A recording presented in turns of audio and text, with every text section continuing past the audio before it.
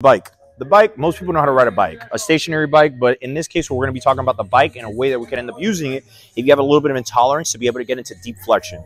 Now, with this right here, it's all about dictating and trying to use this machine to our advantage. So, for example, I set up this bike height to about my hip height. So when I end up getting into the seated position, when I end up getting to the ascended position, I'm practically almost extended. And this is, for the most part, if you end up doing any kind of road biking or cycling, you're going to want to be almost in an extended position to get as much output as you can out of your legs. But in this case, what we're trying to do, we're trying to get as much range of motion or trying to get exposure to that range of motion in flexion. So notice when I get into this position where I flex the knee, it ends up being in a little bit of flexion, nothing too deep. But what I want to do, I want to end up getting comfortable enough for around 10, 15, 20 minutes of doing this at a very low setting. Once I'm able to do 15 or 20 minutes, then the next time I come and revisit this bike, what I'm going to want to do is reduce the height slightly.